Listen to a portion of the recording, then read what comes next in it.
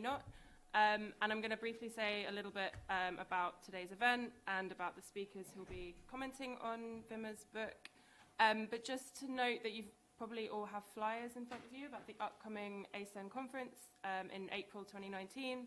The call for papers is open, and the theme is nationalism and self-determination, given the 100th anniversary of the Paris Peace Conference. So you're welcome to submit an abstract for that. We encourage you to do so, and the deadline is 15th of November, which is next Thursday, I think. Okay, so today we're going to be discussing and debating Wimmer's recent book on nation building. Andreas Wimmer is the Lieber Professor of Sociology and Political Philosophy at Columbia University. And I just wanted to say a little bit about kind of Wimmer's broad work and then the basic argument of this book today. And then Vera will speak for about 10 minutes, and Elliot will speak for about 10 minutes, and then Wimmer will have an opportunity to speak for about 10 to 15 minutes, and then there'll be questions and answers, and hopefully lots of time for questions as we go.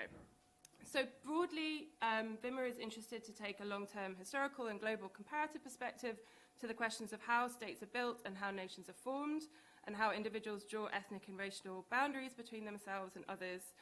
And he's interested in kind of bringing new methods and new data to this question, and the nation building book in particular draws on kind of paired comparisons and cross-national large N data as well, so that's an example of this. But more broadly, Wimmer has used ethnographic methods as well as survey data. So the book that we'll be discussing today on nation building, why some countries come together while others fall apart, which you can see in front of you is a very nice cover, essentially starts with the puzzle: why do some countries fall apart along ethnic lines while others hold together? So that's the kind of why do some fail, why do some succeed? And the central argument is that when political alliances cut across ethnic lines and most ethnic communities are represented at the highest level of government, the general populace will identify with the nation and its symbols, further deepening national political integration. And I think our speakers will kind of take up this premise about kind of whether that mechanism actually holds. And Wimmer is interested in kind of three mechanisms: bureaucratic centralization, which he argues enables public goods provision and therefore kind of offers nation building potential; civil society organizations, which knit together different regions into a quilt of political networks, and kind of ties that bridge across regions and across ethnic groups, which help to undermine support for separatism and makes violence less likely. And he does this through three paired case studies in the book: Botswana and Somalia, which Elliot will be discussing today, Russia and China, which Vera will be discussing, and also Switzerland and Belgium. And each of these three paired case studies tries to kind of map out these mechanisms. And Wimmer is also interested to say, well, let's look beyond these paired comparisons. Kind of what comparisons can we make across cases and also in the large N data set. So our first speaker debating Wimmer's book will be Professor Vera Tolles, who's the St. William Mather Professor of Russian Studies at the University of Manchester. She's a specialist on Russian studies, which is why we have her debating the Russia-China comparison, and is interested in the role of media, nationalism and race. And she currently has an AHRC project on reframing Russia for the global media sphere from the Cold War to information war, so very relevant. And Elliot Green is an associate professor of development studies here at LSE, and his research is on ethnic politics, ethnic conflict and decentralization, in particular in sub-Saharan Africa, and that's why he'll be discussing the Botswana and Somalia comparison today. So I'll hand over to Vera, who will speak for about 10 minutes, and then Elliot and Wimmer, and then there'll be time for questions at the end. And I will attempt to keep time of our speakers. Thank you. Yeah, thank you for inviting me to participate in this debate. And it was absolutely fantastic to read this book. And while reading it, I felt I wish I could write the book like that myself. And in a way, when you deal with a book of that breadth, which asks very big questions and uses a whole variety of historical data and quantitative data, a whole range of case studies, it is almost inevitable that then comes a specialist on a particular area, like I am, and starts saying, oh, this is wrong and that is wrong. And sort of I hope that my comments are not just sort of petty nitpicking of particular issues with which I disagree, but that it will allow us to kind of ask some broader questions arising from this fascinating book. And so I was asked to look at chapter 4, which compares Russia and China in order to show a relationship between communicative integration and national political integration. So Andreas argues that if members of a polity speak a shared language, then a communicative space across ethnocultural divides is likely to emerge, and then as a consequence there will be easier to establish cross-regional political networks. And so national integration at this level of the entire state is likely to succeed. And then in a very interesting argument that actually monographia could have the same consequences as monoglossia. And my issue is not with the argument, which I think a particular case of China sort of illustrates very well, but with a choice of the case of Russia. And I think the case of Russia raises a broader question of whether how we compare disintegration of falling apart of a state which aspires to be a nation state and an imperial formation. And that's, I think, something, a debate which will arise from this book. And the choice of China, I'm not a specialist in China, the choice of China seems to make sense to me. From the early 20th century, the elites in China imagined the state as a nation state.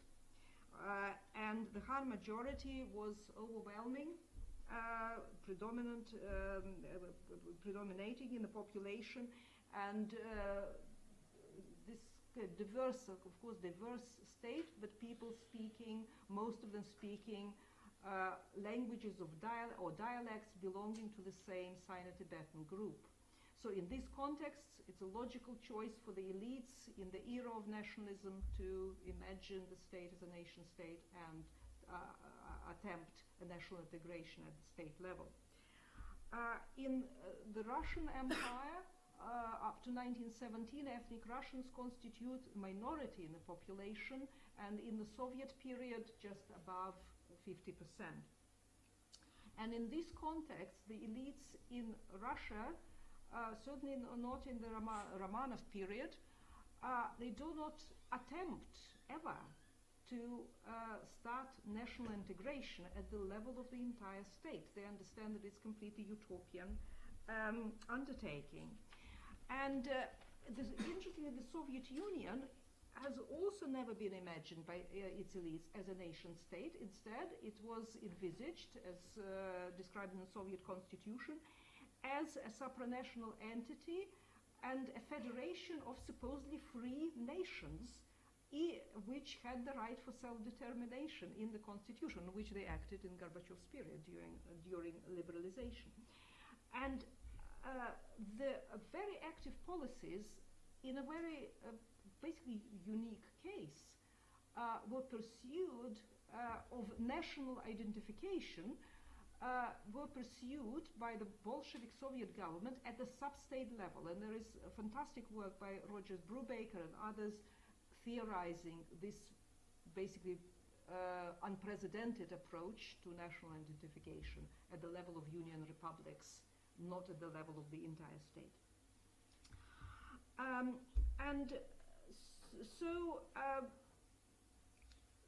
the question for me is why Russia is actually chosen. And to some extent it seems to me, but Andreas can correct me if I'm wrong, there is to me this influence of popular perception of what Russia is.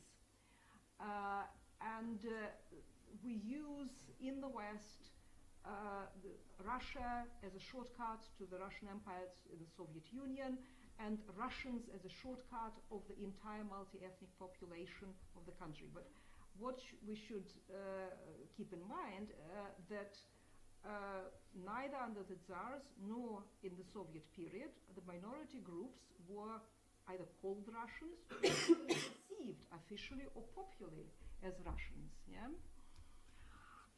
So it seems to me that the level of linguistic assimilation or the spread of monographia in the context of Russia failed to explain the patterns of disintegration of the state in 1917 and 1991.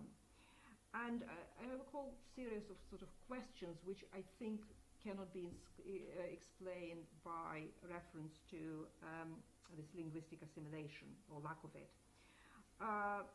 Why, for instance, the Republic of Tatarstan, which is homeland of Volga Tatars discussed in the book, still remains part of Russia to the present day.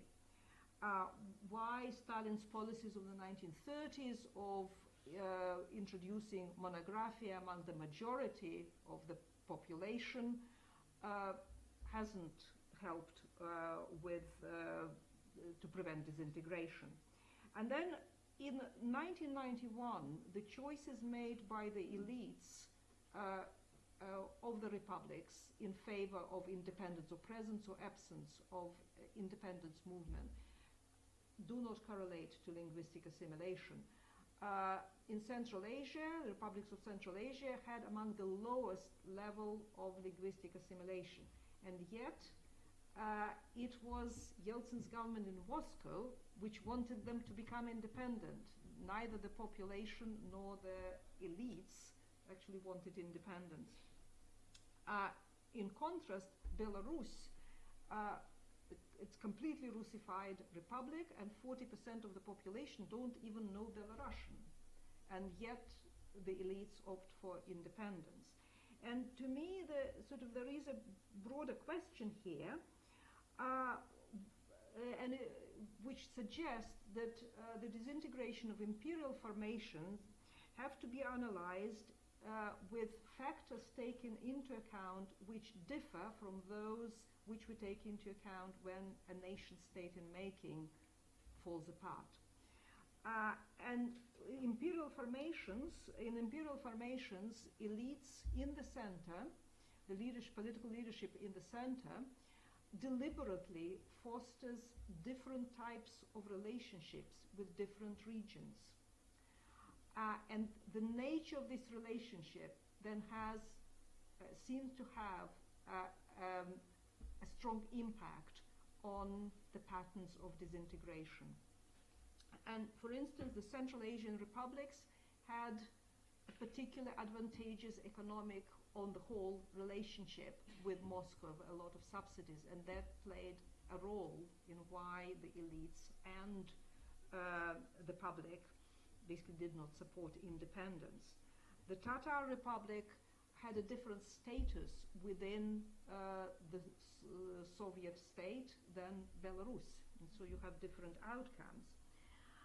And then it's very interesting case of Ukraine, which again, in popular perceptions, and it's partly in the book, it's perceived as one homogeneous kind of area. But Ukraine historically is part of different regions with very different relationship to Russia. And in particular, Western Ukraine, where the majority of leaders of the pro-independence movement became part of the state dominated by Russia as late as basically the Second World War. And this is the area with very different political culture. And it's interesting, Roman Shparlyuk, kind of leading specialist on Ukraine, argued that Stalin made a huge strategical error. And without incorporation of Western Ukraine, we don't know what's the outcome, how the Soviet Union, along which lines it would have fallen apart. Because, of course, the other part of Ukraine was very strongly Russified. And the kind of the difficulty of choosing the case of the Soviet-style ethnically based federation to draw a link between communicative and political integration, we can see from two other federations of this type, which also fell apart despite basically full communicative integration. That's Czechoslovakia and Yugoslavia. So what I've said is largely sort of critical, but I still think that it is extremely rich book and is just, to me, raises the question, which is still topical today, that we have national movements and nation building historically within imperial frameworks. And the relationship between the imperial framework and national framework is not necessarily as polar opposites. It's a very complex relationship, and when kind of trying to theorize nation building, the imperial dynamic, the dynamics of the imperial context has to be taken into account. Great, thank you very much. So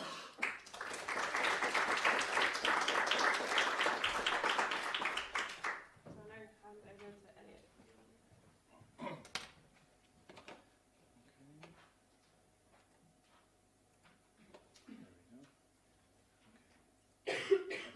All right, so I'm just going to tell you first what I'm going to say, and then I'll say it. First of all, I'm going to introduce some general comments, my general thoughts about the book, and then I'm going to talk a little bit about this theoretical connection between public goods and national identification, and then I'm going to talk cross-sectional evidence. I'm actually presenting some new analysis which I did in response to the book, which is a sign of how interesting the book actually is, and then also some new panel data on public goods. First of all, this is the boring bit where I get to praise it. I know you want to hear me criticize it, but I want to start off by saying how excellent this book really is. And I say that because of the research design. Ellie mentioned the paired comparisons. It really is an excellent example. I direct the doctoral program in my department, and this is an excellent example of how master's, undergraduate, and PhD students can do the most similar case design, right? Picking Belgium and Switzerland, right? Very similar with crucial differences, which relate to Wimmer's argument. The same thing, Botswana and Somalia are incredibly similar states, with the major difference, of course, of the existence of diamonds in Botswana. And similar for Russia and China, although Vera might disagree. But these are very interesting comparisons, and I think they work really, really well. And what's also interesting is that I think Wimmer has done a great job at digging into this data. As someone who's actually done fieldwork in Botswana a few years ago, I had absolutely no criticism. I walked in there expecting to find errors, and I found no errors whatsoever. This is extremely well done analysis. The second thing to say is the mixed methods research is really, really nice. I like seeing that. It's a big plus in any kind of social science to do mixed methods to attack the same problem from different angles, right? The paired comparisons, entirely qualitative, historical comparative analysis, and then we have the second half of the book, which is entirely quantitative, and those work really well together. And like I said, I think the case studies fit very well with the quantitative analysis. Okay, so here comes the interesting stuff. This is the theoretical connection. This is one thing where I did slightly disagree with the Somalia-Botswana chapter, which is about public goods. The idea that public goods provision leads to ethno-political inclusion, and that then leads to national identification. So that's an indirect relationship, right? But my reading from that same analysis, the data and the evidence that Wimmer presents, suggests to some degree it's more, in my opinion, a lot more direct. And this, of course, the indirect relationship is what motivates chapter 5, which is the first quantitative chapter, where he shows that public goods, as measured by railroad density and adult literacy, is negatively and robustly correlated with ethnic exclusion, the EPR database, which Andreas was so important in working on. But I think anecdotally, some of the evidence, anecdotally but also in terms of qualitative evidence from the book, does kind of lend itself towards a direct effect, right? So the Afghanistan chapter, I think, is quite clear. That's a regression analysis where he shows public goods provision in Afghanistan leads to more identification as an Afghan, less as a Muslim, I think. But that also reminds me at the beginning of chapter 3, which is the chapter about Botswana and Somalia, Andreas begins with a quote from a woman from Ukraine saying she would start to identify, well, that's Andreas' interpretation. She would start to identify with a state that provide her with what she needs for her daily survival, she would become loyal to such a state, and eventually her children would consider themselves members of the nation because of the fact that the state providing her with those daily needs. And I think that's just, to me, more of a direct relationship. Again, it's a matter of interpretation, but I'm not necessarily convinced that this is an indirect relationship, that it works through ethno-political inclusion, that actually is directly related to the idea that state provides for you, and you identify with the state in return. It's sort of like a social contract, like a Rousseauian idea. Okay, moving on though, what I felt inspired by was the fact that in chapter, which one is it now? Chapter 7, or chapter 6, is the question about national identification. Right? The idea that ethno-political exclusion has a negative effect on national identification, according to Andreas. Right? So he looks at it in terms of national pride. Right? This question about, does it make you proud to be called a blank? Right? Are you proud to be a member of the nation? Right? I'm looking at, I thought I'd look at this with more recent data from the Afrobarometer, which is a series of surveys. They're now at around 7, going since the late 1990s, so about 20 years now. They're asking a series of questions around an increasing number of African countries, asking what's called the Merino question. The Merino question, for those who know it, originally developed in response to events in Catalonia and Scotland, asking, do you feel more Scottish or do you feel more British? Do you feel more Catalan or more Spanish? So comparing sort of more a regional or an ethnic identity to a national identity. It's a different question, right? The question that Wimmer uses, that Andreas uses in the work, is the national pride question. It was used once in Africa in round 1. He lists all the data in the appendix, the countries that are included. And it hasn't been included since then. And the reason why I think that's important to think about is because I don't know I haven't asked them at the University of Cape Town why they changed it, but I think it's simply because of the fact there was not enough variation, right? The minimum percentage by country of people who said, I feel proud of my nation, was 87%. It ranged from 87 to 98%. Agreed or strongly agreed with that statement, right? From round 3, from around 2005, we've had data from Africa asking about, are you more likely to identify with your ethnic group or your nation? And the ranges are much bigger. Interestingly enough, the lowest is in Botswana, which is one of the case studies. 23% of people in Botswana say they identify more with their nation. And in Guinea, it's extremely high. It's 83%. So much more variation in the data would suggest that something is going on, right? Just to say that there's roughly equal literature, as far as I can tell, looking online, looking at these two kinds of questions. So I've looked at this in the paper. Amanda Robinson's looked at this. Pele Olarup and others have looked at this, looking at this Merino question in Africa. Now, Andreas has looked at the national pride. There's also literature, of course, looking at that data. A lot of that comes from the World Values Survey, which is going back decades, which is an interesting question. One of the things that I find striking, and Andreas lists this, he does the analysis, which I'm really happy to see, is the correlation between these two questions is really, really low. It's 0.08, extremely low correlation, right? Why is it so low? I think that's an interesting question to ask. Why do people feel pride in the nation, but they identify with the ethnic group, or vice versa? And I think that's interesting. This is, I won't go into any more detail, but I'm looking at this from the most recent full data set of the Afrobarometer from about 3 or 4 years ago. 40,000 people or more from 28 African countries, looking at do we see evidence for the existence of public goods leading people to identify more with the nation? Again, this is a test of the direct argument. I'm not testing the indirect argument about ethno-political inclusion. So more public goods should lead you to identify more with your nation, according to my interpretation of Andreas's work, right? This is a multi-level model. It's a bunch of controls. I'm happy to talk about it, but not now, because I'm in a rush. So this is the average marginal effects. This is the dot, 95% confidence intervals.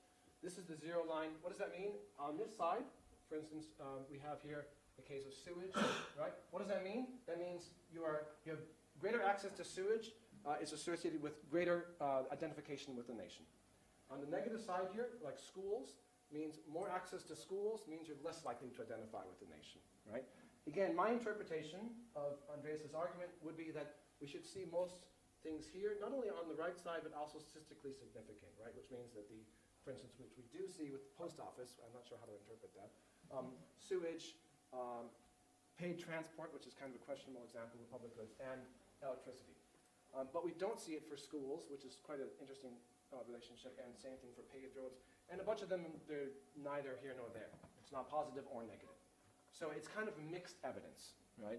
The reason why I think this is important is to say that the evidence, the use, The measures of public goods in the book are from railroad density and adult literacy, which are very interesting examples of public goods, but it's not a battery of tests. It's 2 examples rather than, say, 10, which, of course, you put a lot of work into. But I think it's important to remember that one could argue that the kind of public good does determine the relationship there.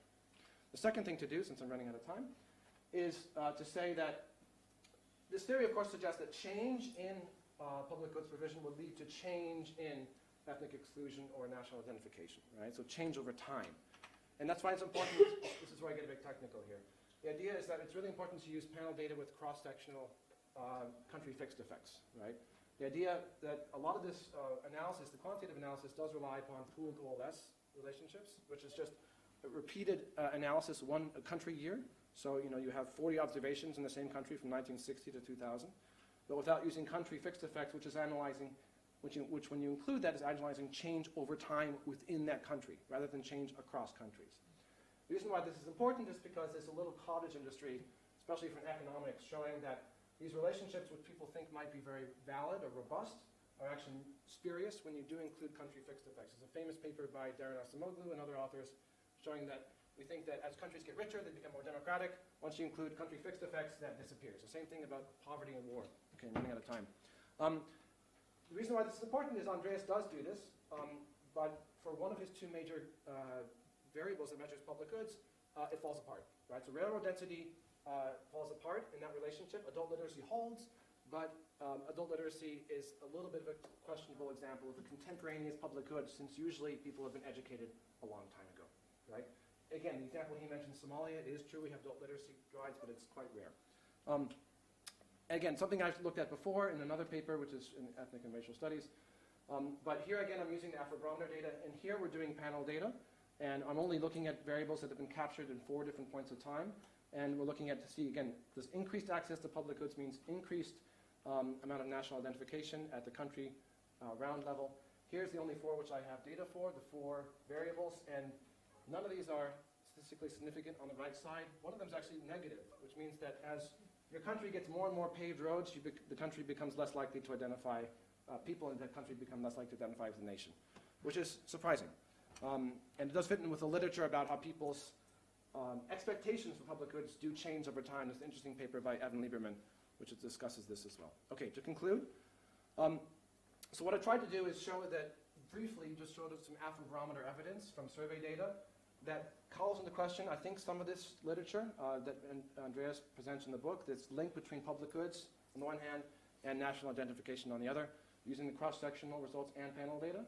And just to end by thinking that this is the kind of analysis I'm doing, I'm not saying it's the end-all and be-all, but the idea that this is, I think, the kind of debate that we should be having by testing the argument with different data, because the argument is really interesting, but I think we should be trying to come up with a different sets of tests to see to what degree this is a robust argument.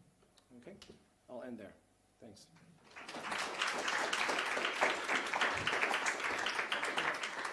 I'll pull up Andreas's comments.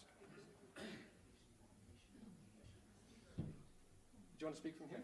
Yeah, I think I'll speak from here. Thank you very much. Thanks to Nations and Nationalism for organizing this debate, and thank you to Veria and Elliot for your comments. I really appreciate the time that you took to go through this book, and to Elliot for even doing some more number crunching on his own, inspired by the argument. Before I respond to them, actually I'm going to push back as hard as I can on both of them, because that obviously increases the entertainment value also of this. But before I do that, I would like to just briefly, I'm not sure whether the audience actually has understood, the basic contours of the argument. So let me just very quickly, no, sorry, that's the PDF. This is the PDF? Yeah. This is the wrong one. Let's see, maybe we can. I think it's all attached, isn't it? It's 9 different slides, or 10 different slides. Keep going. Yeah. Is it? Yeah, I know that it's all there, but is this not part of it? It should go up one by one, Oh, I didn't get anything but a PDF. I see. Okay. Oh, sorry. All right. Okay. Let me do a different slide. I have this beautifully one arrow after the other appearing, but obviously that doesn't work. So let me do it this way. So my understanding of nation building is twofold. On the one hand, an inclusive configuration of power, so a central level government where all major representatives of the different ethnic communities are represented, not necessarily in a multicultural arrangement. And I argue that this leads to an identification of the citizenry at large with the country and the nation. It leads to national identification. So that's the two sides of the nation-building coin: political integration on the one hand, and on the identity level, identification with the nation. Okay, and I have to mention here something else, because Vera is mentioning, which is, I argue in a different book published by Cambridge University Press in 2013, that inclusive power configurations, so a government where all the major groups are represented, prevents ethnic violence and separatism. So the book is called Waves of War. Okay, so how then, if this is so crucial, do we understand where such more inclusionary configurations of power emerge? In the book, in the new book, I argue that three slowly evolving political development variables are actually crucial. One is the density of voluntary organizations early on in the process of nation building. One is the state capacity to deliver public goods, which Eliot has emphasized and looked upon. And another one is linguistic integration, a medium of communication across the diverse communities of the country, and that's the part that Vera has focused upon. And then these are the case studies: Switzerland and Belgium to illustrate this, the blue mechanism, Botswana and Somalia to illustrate the red one, and China and Russia, this one. And then the argument pushes further into the past and argue and ask, well, where do these things come from? And then I make the argument that a high level of state centralization achieved in the late 19th century is in turn increasing as a legacy effect, the contemporary capacity of states to do things. It's just easier to deliver public goods in a state like Japan or Korea compared to Tanzania that had no indigenous or marginal indigenous statehood in the late 19th century. And these highly centralized states also assimilated linguistically the population, creating a more uniform communicative space. And then I ask, where did this come from? So I kick the can further down the road of history, and then I end up with some other kind of arguments. So this is the general outline of the book, and it's kind of, as you can see, emphasizing relatively slow-moving political development factors rather than faster-moving events, international relations. It also de-emphasizes democracy, which a lot of nation-building scholars think is the panacea to create, over time, integrated, beautifully coherent power structures and so on. So my first response to both of these comments, just to make that clear for the audience, is that they don't concern really the core of the argument.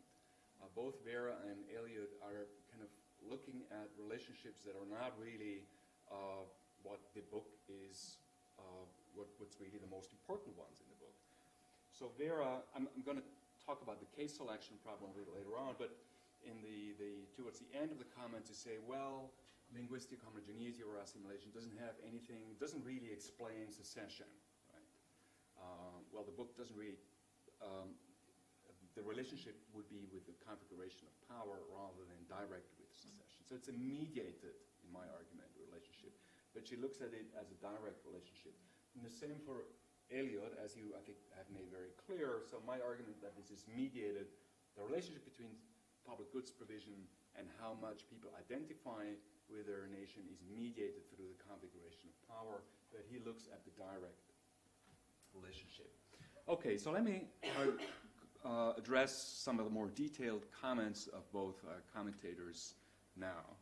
So the first point that Vera is raising is case selection, and she argues that China attempted to build a nation after empire, after the abdication of the emperor in 1912, and Russia or the Soviet Union did not, but instead pursued the policy of imperial domination until the revolution, or nation building at the level of constituent republics and not of the Soviet Union as a whole.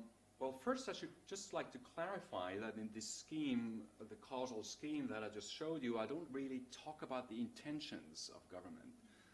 So it's not really, I don't want to explain what governments try to do, although in the last chapter I kind of concede that these intentions might matter at the margin.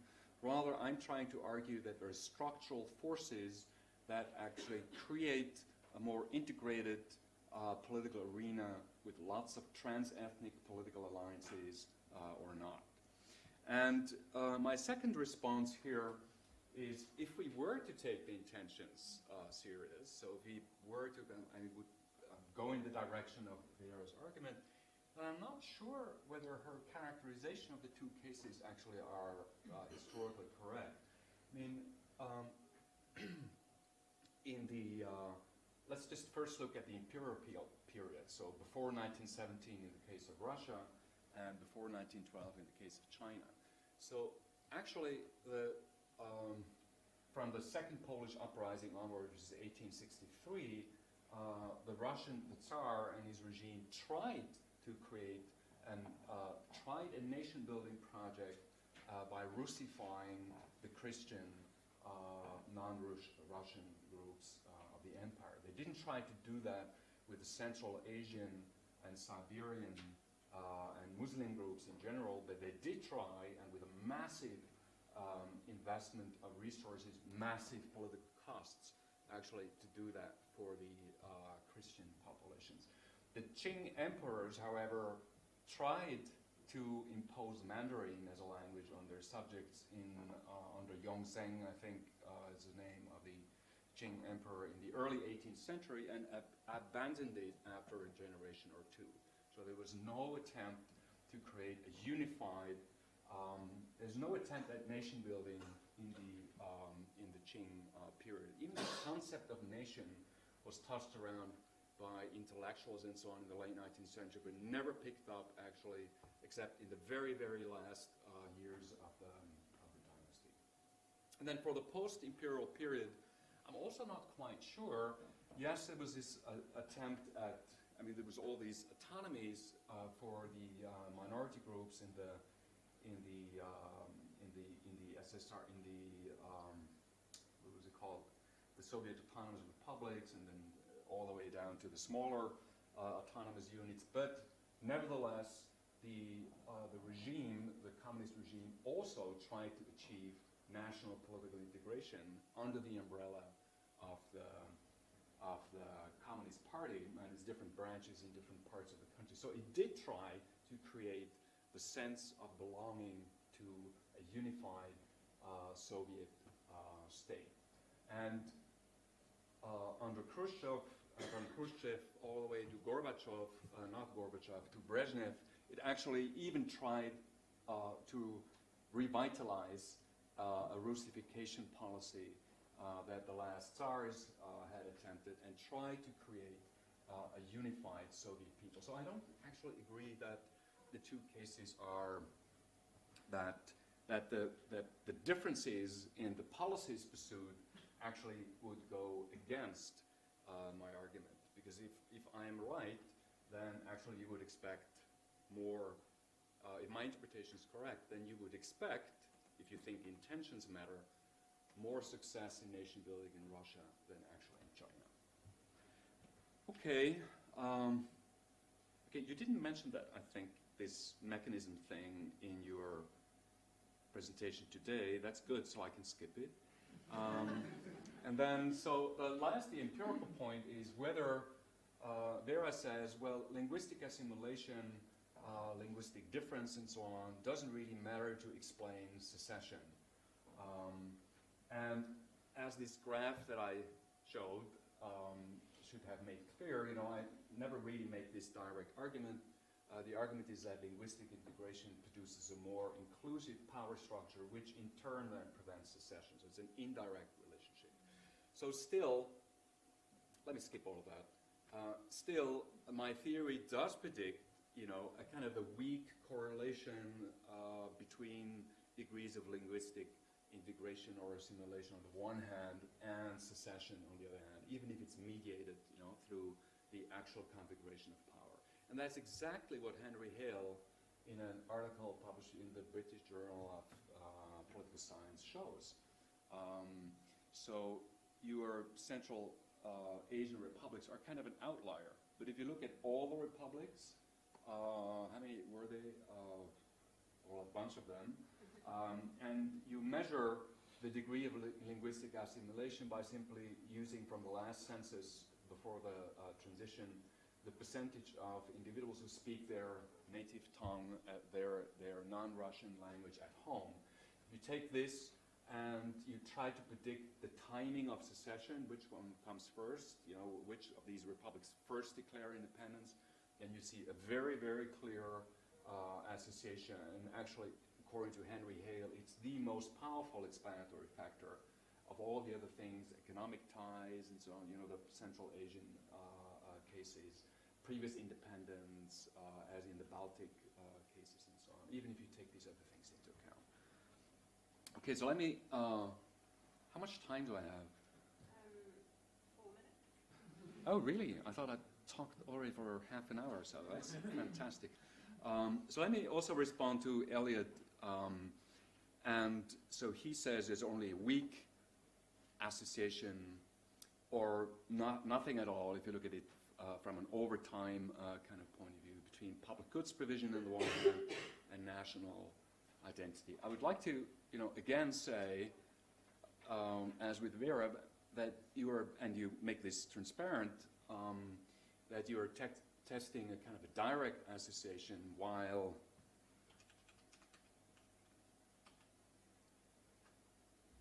between state capacity to provide public goods and national identification. But my argument actually goes through this configuration of power. And so we would expect actually a much weaker direct association here.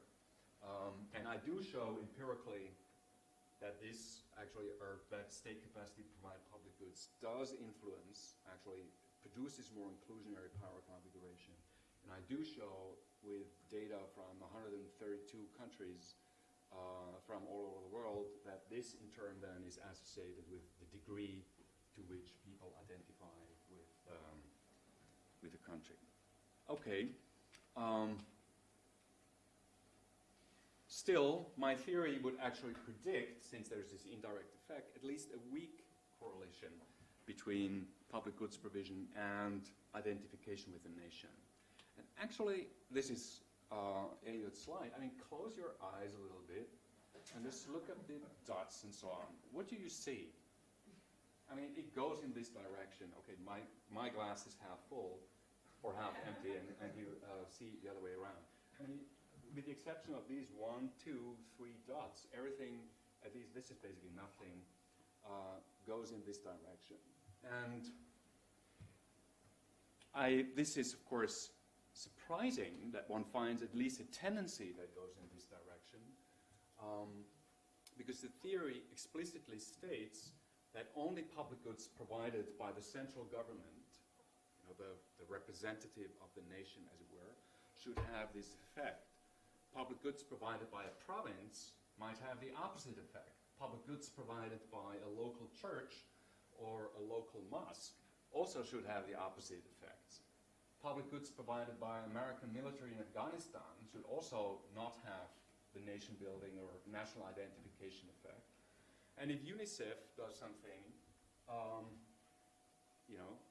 immunization program or something like that, if the Chinese contractor builds road in Africa, as they do now massively all over the continent, it should not have an effect on the identification with the country. But Elliot, your data don't tell us anything about what's the source. You just know there's more paved roads or there's an immunization program, but we have no idea who actually did this. So the data is not really fine-grained enough to test the argument. And so it's all the more surprising that we do, by and large, see results that go at least in the direction of my argument. Where we do have data on who sponsors projects. 1 minute? Okay. Let's skip this stuff here. It's also surprising that the tendency goes towards my argument because Eliot, as you mentioned, looks at a different outcome than I do. He looks at the salience of national identity vis-a-vis ethnic identities. Whether you identify more with the overarching than with the nested within ethnic category. And I argue, however, that my theory is not about levels of identification, but about valence. It's not about salience, but valence. It's about whether this identification, whether you see your nation in a positive light or not. And the two are almost not correlated with each other, as Eliot mentioned. It's basically zero. And that is because there is multi-ethnic nation-building projects, such as Switzerland, India, the Rainbow Caribbean nationalisms of, what did I say? The Rainbow nationalist countries or nation-building projects in the Caribbean, where actually you might have very strong ethnic identifications, Canada, of course, as well, that are even encouraged. Soviet Union is another one. But that doesn't tell us anything about whether the country as a whole, the nation as a whole, is seen as in a positive light or not. The two are relatively independent of each other, hence a zero correlation between the two.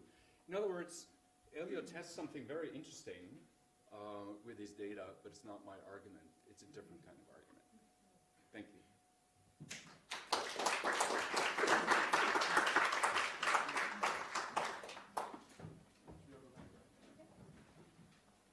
I guess we sit down here. Yeah, so that's what, yeah.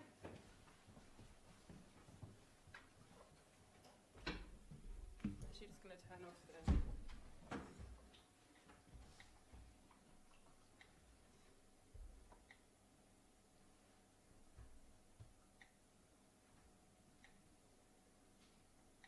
Okay, great. So we can take a batch of questions. We have some time. Okay, so we have Daphne. I needed the slide back though. Oh. no. Eric, do you want to go with your question and then... Okay, fine. Just, and again, I might have missed this, but one could make the argument that ethnic fractionalization or diversity or however you want, and you did talk about terrain and population density of 1,500, but to what extent do you see that? Because you could make the argument that ethnic fractionalization affects both public goods and to what extent do you think that might be founding the results in it? Linguistic Well, fractionalization. ethnic fractionalization in a territory might affect both public, there's a literature on public goods Yeah. and also a relationship to national identity. Yeah. So maybe that link is being driven by the earlier ethnic fractionalization. Right.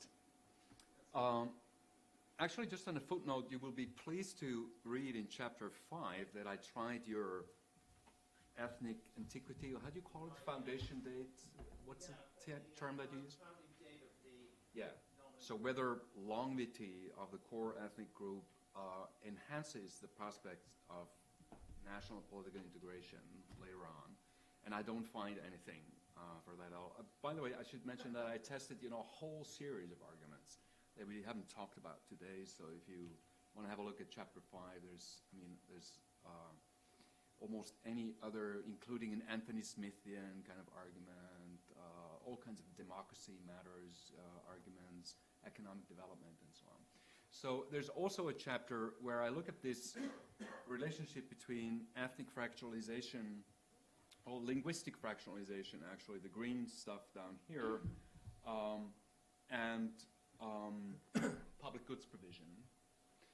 So that would be, whether, that would be kind of your argument, whether ethnic heterogeneity or linguistic heterogeneity prevents effective public goods provision. And there's a large number of political economists who think that this is the case, either because it produces preference heterogeneity, linguistic diversity is associated with preference heterogeneity, so the central state doesn't really know what to do because the population wants so many different things. Or it might be a coordination mechanism that people speaking different tongues can't actually, negotiate effectively what the priorities of public goods provision should be. And so I do, in this chapter that we haven't talked about today, I do a whole bunch of relatively complicated, not complicated, but a lot of simple regression analyses to show that actually this relationship between these two factors that exists and that the literature has found again and again disappears as soon as you take into account that both of these are inherited from previous epochs of state centralization. State centralization that lowers, on the one hand, linguistic diversity through assimilation processes, and state centralization in the late 19th century that also leaves a legacy of the capacity to provide public goods today.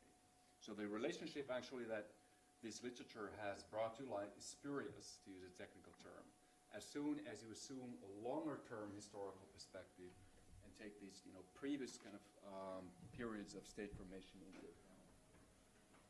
Okay, let's go back to Daphne, but also maybe get some other questions. Yeah.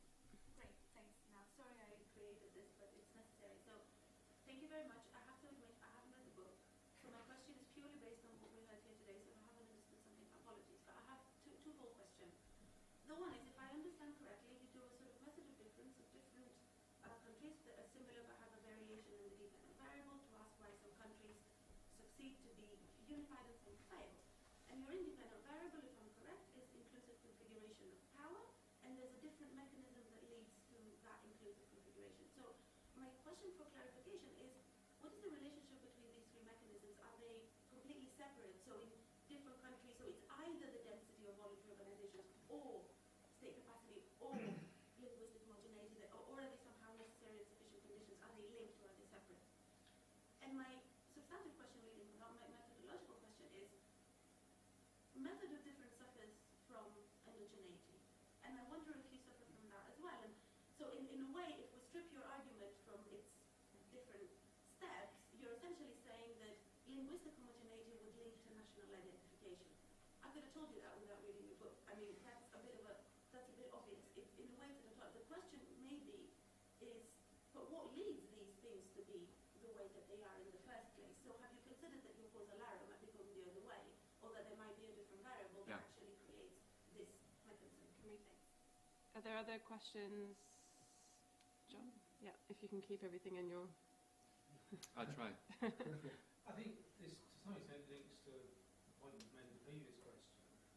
What happens when a couple of your variables seem to go against one another? How do you measure their value?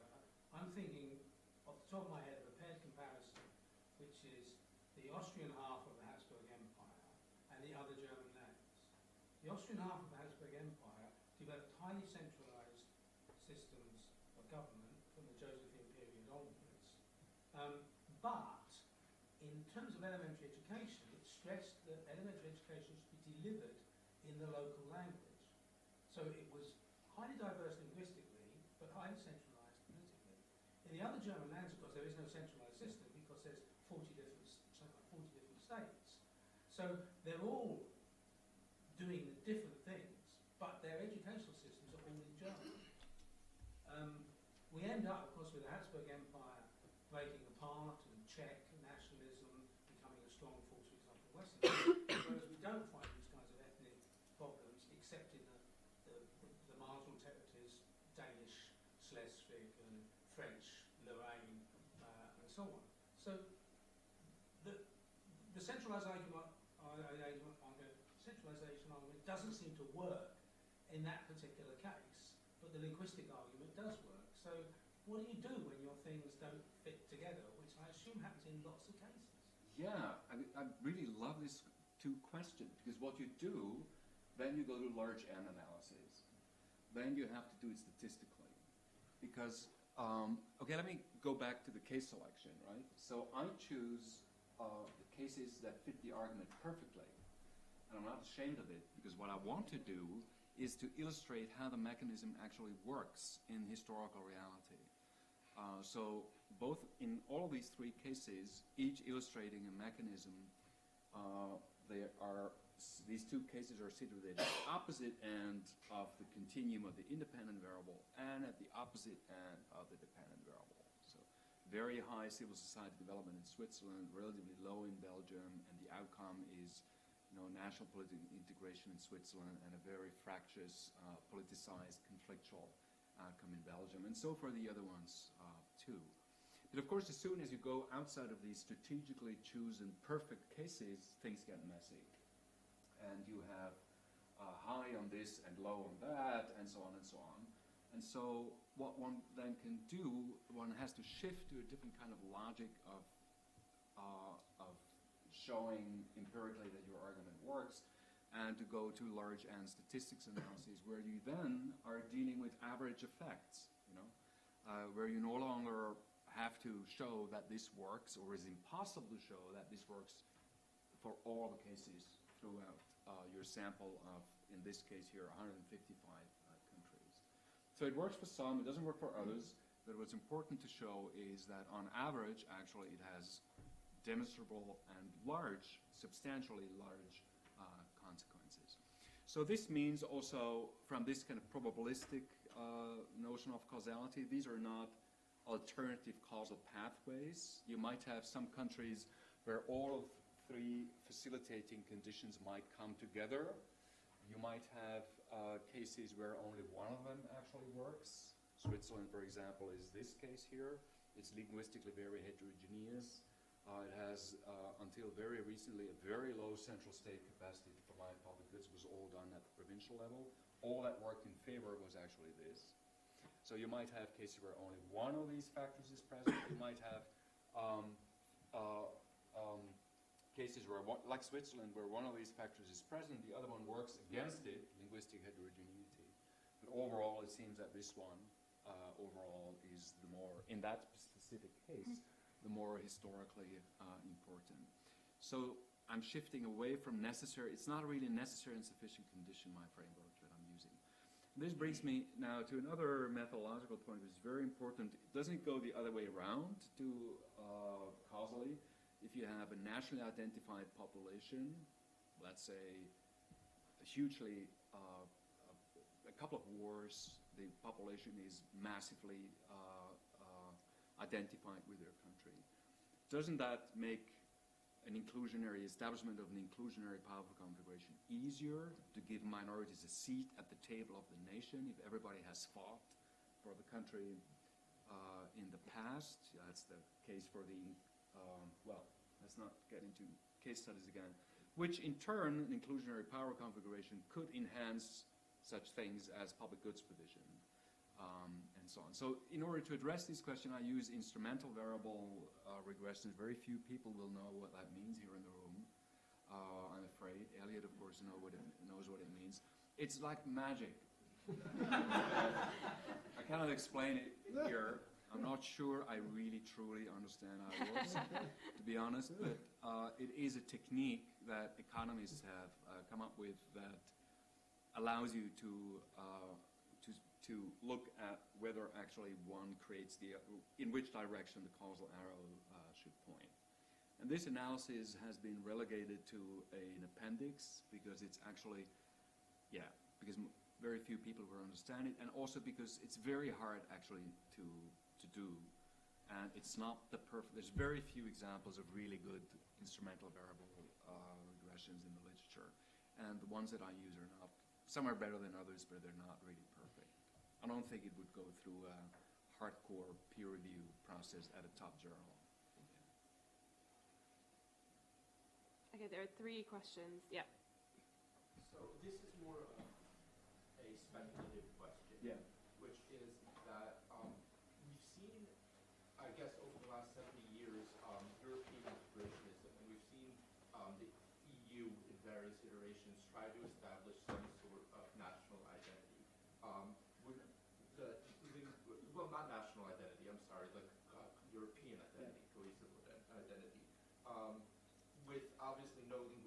cohesion, and the other two criteria have kind of a limited footprint. What do you think this says about the viability of these kinds of projects moving forward? Let's try and just in the interest of time. Yeah, sorry. Thank you. Wonderful presentation. I can see the relationship between, for example, the linguistic homogeneity and how it leads to ethnic violence, because people would feel like our multiple language systems have been suppressed by the dominant ones and revolting, and I see the ethnic violence. But in which context would linguistic homogenization lead to nationalization, for example, even in the presence of an inclusive configuration of power? Can you give me an example, for example, that you say the state capacity to deliver goods and linguistic homogenization did not exist in Switzerland, but because the destabilised Yeah. relations exist, it led to nationalization. Yeah. Can you give me an example in which the state capacity to deliver public goods and destabilised relations do not exist? Yeah. There is linguistic Okay. homogenization. And Yeah. that leads to nationalization. And John Hutchinson? It's fascinating analysis, but can you say a bit more about this inclusive configuration of power? Yeah. It seems so central. Because if you have an inclusive configuration of power, there must be some overriding conception of justice, of community, Right. or collectivity. So isn't there a strong tautological basis to your argument? There is some sort of sense of commonality, which is enhanced by the state to produce public goods, which is enhanced by ability to communicate this identity across, and so forth. So there's a highly deductive, seems to be a highly deductive argument. But the question is, how is this inclusive configuration of power established in the first place? Yeah. Very good point. So it goes back to the reverse causation argument that Daphne, right, has already made. And so let me give you two examples, and that's also then getting to your point about, let me talk about Switzerland one more time, if I may, and then China. Switzerland is such a great country because I'm the only person who knows something about it, okay? So you guys just listen. But it's also a very interesting case.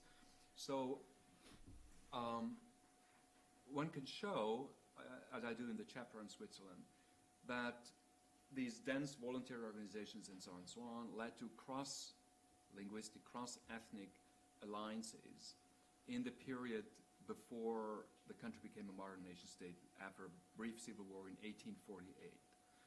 And I can show that actually the power-sharing arrangement that emerged was kind of the consequence of the nature of the multi-ethnic nature of the alliance structures that already had been built in the run-up to the Civil War.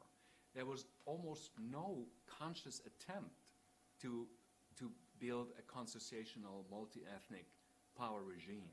There was, for example, they almost forgot to mention in the Constitution that they negotiated in 1848 that the three major languages should be national languages. Nobody thought about that because the people who negotiated these things were already from the different parts of the country speaking different languages. So it's behind the back, as it were, of the below the consciousness of the political actors of the time that an inclusive configuration of power emerged. Now let me talk about China a little bit, which is obviously a much more interesting case than Switzerland. So this is a case where actually the linguistic homogeneity is doing most of the work in explaining Chinese nation building. So let me say what I mean by linguistic, because as Vera, I think, mentioned, China is actually an interesting case because it's homogeneous in terms of the script that people are using and extraordinarily heterogeneous in terms of the languages that are actually spoken. And all these different languages that are spoken, you know, Mandarin, Cantonese, Wei, there's a whole range of others, mutually unintelligible languages that are all written in the same Chinese script. And it's this Chinese, the communicative integration achieved by the script that over the centuries from the Ming dynasty onwards, throughout the late Qing period, when all kinds of political alliances, anti-imperial alliances emerge, through the Kuomintang and the communist period. The uniform script allows the establishment of political alliances across the vastly heterogeneous landscape of the Chinese population. And so there again, nobody actually, neither in these revolutionary group, neither in the factions that formed in the Qing period and in the court, nor the anti-monarchical civil society organizations that emerged, nor the Kuomintang itself, nor the Chinese Communist Party ever had a conscious policy of having all different language groups and provinces equally represented in the central, in where it matters in the center of the power structure. But, as I show empirically, you always find a relatively balanced distribution or representation in the center of power throughout, from the imperial to the post-imperial period.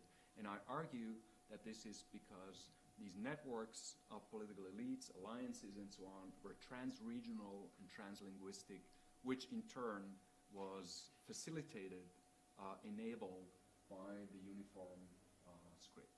There's a couple of other factors coming into play as well here, but let's leave that out. So I thought it might be good maybe to Europe. Who asked that? Yeah, you asked about Europe. Well, if my theory is right, but personally I hope that it's wrong for once, then it doesn't really look that good for Europe, because none of the... there's no public goods provision at the level of the European Union.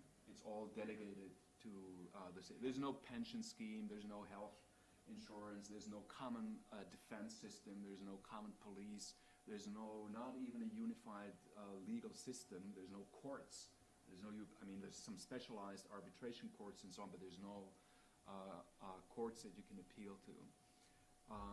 So basically the population doesn't get, sorry, that's number one. Number two, the power configuration is such that Europe basically looks more like an empire than actually a modern democratic nation state, which basically, even momentous decisions, do we want to enlarge the European Union towards the east, with huge consequences for labor markets, for all kinds of things.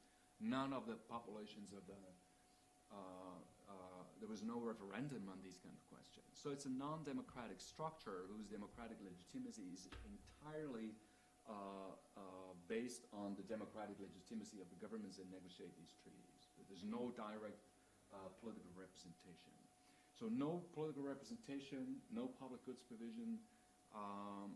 My theory predicts, and it's kind of also commonsensical, I would say, that European identification remains rather thin indeed.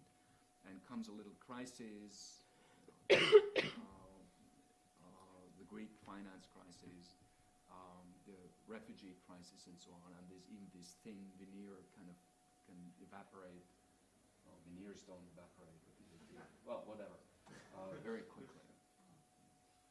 So I wanted to go back to the debaters to see if you maybe had one quick question. I also have one of my own. Yeah, I'm wondering, Andreas, whether you could comment on this relationship more in relation to the cases you're looking at, the kind of imperial frameworks within national movements emerge and nation building. I don't have a question, I just have a response to the response. Is that okay? First of all, you mentioned this idea of multilinguistic nation building, about this reason why the national pride and the Merino question generate different responses, but my response is very simply to look at Tanzania, which is exactly the sort of same model of multilinguistic nation building as Switzerland, but it fits the argument that it has a very high question, and so high that it's actually excluded from the analysis by Amanda Robinson in her paper, because Tanzanians overwhelmingly identify with the nation compared to the ethnic group. So the question still remains to me why those are so different. Last thing about the EU, I thought that was a great question because it kind of plays up to this argument, whether it's indirect or direct, right? Ethno-political inclusion, in the EU, I mean, the European Parliament exists. People are represented, right? It's not a case of exclusion. What it is a case of, as you just mentioned, is a case of no public goods being provided by the EU. And that's why people don't identify with the European Union. I disagree with that. I disagree with that completely. Yeah, okay, let's just keep focused on the political representation. I mean, the European Parliament, I think 3 years ago, got some real power to veto things that the Commission does.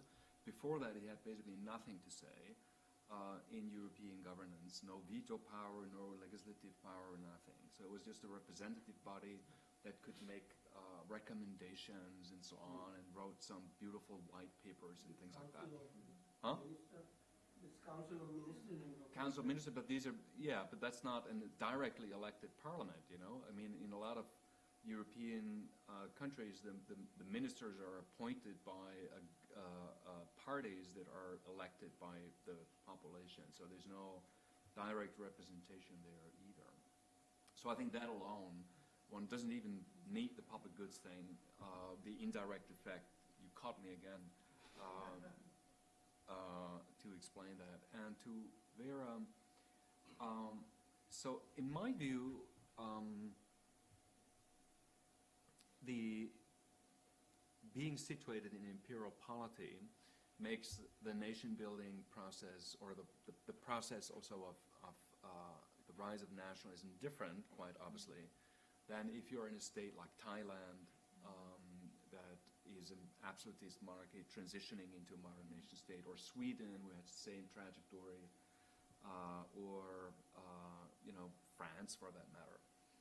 And it's different because the policies towards individual groups are different and so on, you know, with the well-known, what you described, you know, differentiated rights and privileges and so on. And so imperial polities, because they tend, but that's not the case in China, but they tend towards being monopolized by specific ethnic groups, sometimes even minorities, and being broadly, therefore develop a very unrepresentative structure of power.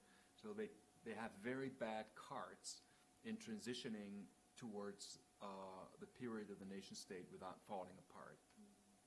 And it needs kind of extraordinarily structures, like the surprisingly balanced representative nature of the power structure in China, to actually allow an empire to transition into the period of nation statehood without, you know, breaking apart. So I had a question also, and I guess I'm going to frame it in a way that might anticipate the answer, which is that you might not see this as part of your argument, but I'm kind of curious why. So in the Switzerland-Belgium case, you focus on kind of how voluntary organizations are either kind of taking place across the unit or have a kind of French specificity in Belgium. And the role of democratization, like Switzerland is an early democratizer and Belgium kind of later. And I guess I was interested in why ethnic exclusion is a part of the argument, but why social forms of social exclusion are not. So Switzerland had a very late form of enfranchisement. So kind of 100 years after 1848, up to 150 years after 1848, women were kind of brought into the kind of who could vote in Switzerland. And then also, what about Romansh? So they're not part of the three units, but why are they not? Why is that kind of ethnic exclusion okay? And is it because there's this kind of social dimension in terms of class and kind of agricultural workers, say? So kind of, why are we focusing on ethnic exclusion and not social forms of exclusion? Yeah, very good point. And you know something about Switzerland, it's amazing. Only from holiday. Only from being on holiday, but not intellectually. So, I mean, the fourth language group is, in terms of the size of the speakers, is really very, very, very small. It's not even 1% of the population. So it's a different kind of configuration. And when faced with a rising Nazi Germany, the parliament in Switzerland in 6 or something, declared Romansh, these tiny little languages, spoken, by the way, by my grandfather, another part of the, it's kind of a mountain group high up in the mountains, declared it the fourth national language. So you can go to court all the way to the highest levels, of course, speaking Romansh. And then a whole array of translators and so on will have to be mobilized. So it's not a power-sharing arrangement that includes them, but it's also, one couldn't say that this is ethnic exclusion, given the demographic proportions here. So why not look at other kinds of dimensions of exclusion? Gender, you mentioned in the case of Switzerland, social class, and so on. So I don't think that these relate to the dynamic that I'm interested here in the same way. Why? Because the core of the principle of legitimacy of modern nation states is to have a government that represents the nation. And it doesn't, so this core ideology, nationalist principles of legitimacy, doesn't say anything about representativity in terms of class. And in fact, most nation states, if you look at the power structure, are hugely unequal and continue to be so.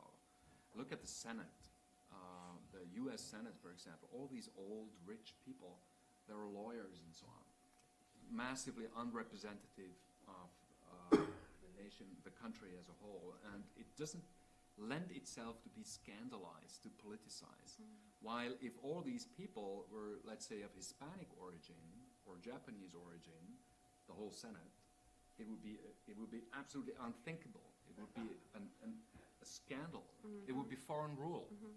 So that's why, because there's an intrinsic affinity between the nation-state model and principle and questions of ethnic representativity. That's reason number one. Reason number two, there's this beautiful book by Miroslav Hroch, what is it called? The Small Nationalities of the... It has this impossible long book title. It's an excellent book where it actually looks at the class composition of these different movements in Eastern Europe. The Slovaks are there, and the Croats, and then further east, I forgot, the Ukrainians, I think they're there. Fantastic book, and it's so heterogeneous. There's basically no the patterns of class configurations within which nationalism arises is so heterogeneous that you basically cannot. Is that right? John, you look skeptical. Maybe I'm misrepresenting Miroslav's book here. Well, in any case, that's what I remember. That actually, the relationship between these kind of things that we study here, ethnic politics on the one hand, and class composition is just all over the place. Yeah. Basically, there is no systematic relationship. And I could get into examples and so on. So I think there's something to be said for the study of ethnic politics, nationalism, and so on, as a field of its own. I'm sure everybody here, this is like a home run to say this here in this room, that should not be maybe mixed up or mingled up with the question of studying the politics of social inequality, including gender more broadly. Great, thank you. So we've kind of run out of time, unfortunately, but maybe you could come to the end. I mean, we'll be going to the George IV now, and you're welcome to join. But yeah, I think we should wrap up for this evening. But if you're welcome to ask your questions. Great, thank you very much.